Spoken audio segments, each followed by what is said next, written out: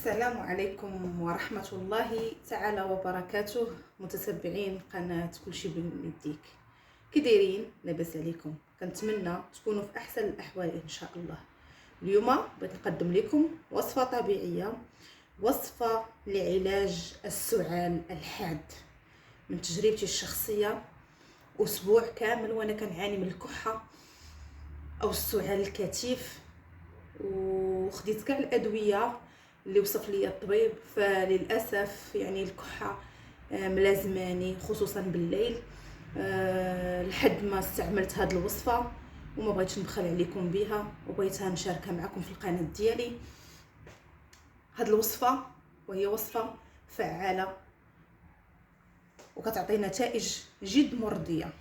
هذه الوصفه ندوزو نتعرفوا على مكونات هذه الوصفة، وهي مكونات سهلة وبسيطة وموجودة في كل بيت. إليكم المكون الأول وهو العسل الحر أو عسل طبيعي 100%. كيف ما كتعرفوا أن العسل الطبيعي عنده بزاف الفوائد، منها كيساعدنا على علاج حالات سوء التغذية، كيعالج التهابات التي تصيب الجيوب الأنفية، كي يعطينا الوقاية من الالتهابات التي تصيب الكبد خصوصا عند الأطفال، وعدة أشياء أخرى. أما بالنسبة لفوائد السانوج أو الحبة السوداء، فهي مضادة للجراثيم والالتهابات، مخففة للكوليسترول في الجسم، ومعالجة للربو، وعدة أشياء أخرى غادي ندويو عليها في وصفاتنا القادمة. ندوزو لتحضير الوصفة. الوصفة سهلة جدا. غادي ناخدو 2 معالق كيف ما كتشاهدوا كبار ديال العسل الحر، وغادي ناخدو ملعقة كبيرة من الحبة السوداء أو السانوج اللي ديجا أنا منقياها وطحناها على اليد.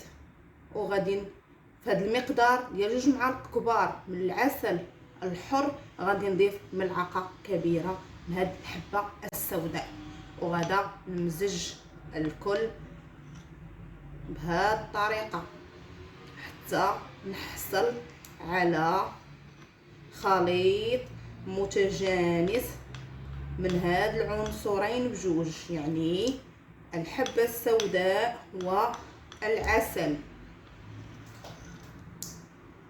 بهذه الطريقة كيف ما كتشاهدوا معايا. بهذه الطريقة كنتمنى تكون الصورة واضحة لكم في الفيديو. ملي غادي نحصل على هذه النتيجه ديال هذا العسل والحبه السوداء، غادي نحتفظ به في قنينه زجاجيه محكمه الغلق، وندوزو لطريقه الاستعمال وهي سهله ايضا. يعني مع الصباح على الريق ناخذ ملعقه صغيره من هذا المستحضر، ونبقى بلا فطور لمده ساعه تقريبا، ومن بعد ناخذ فطوري عادي. ونفس العمليه غنكروها بالليل عند الخلود بالنوم. كيف ما كتعرفوا ان السعال كيتجهد عندنا بالليل، ملي الجسم كيرتاح وكيتخدر، يعني السعال كيولي عندنا مكتف، ماشي بحال الصباح. صدقوني هاد الوصفه جربتها مني شخصيا، عانيت لمده اسبوع كيف ما ذكرت لكم في الاول من السعال الحاد، بالرغم من اني خديت جميع الادويه المطلوبه، وللاسف بدون جدوى. حتى جربت هذه الوصفه الخطيره، هذه الوصفه الفعاله، هذه الوصفه اللي ما بغيتش نبخل عليكم بها، هذه الوصفه اللي شاركتها معكم باش تستافدوا ويستافد الجميع. كانت هذه هي وصفتنا اليوم، وصفه جد بسيطه ولكن فعاله في القضاء على السعال الحاد. والى اللقاء في فيديوهات قادمه ان شاء الله مع وصفات جديده ان شاء الله. وبالنسبه للناس اللي كيعانيو من مرض السكري، غادي نشارك معكم وصفه فيها الحبه السوداء وعندها نفس النتيجه، ولكن ما فيهاش العسل، فيها عنصر ثاني. انا غادي نشارك معكم الوصفه ان شاء الله، وبقاو معايا ما تمشيو فين. خليت لكم الراحه والى اللقاء.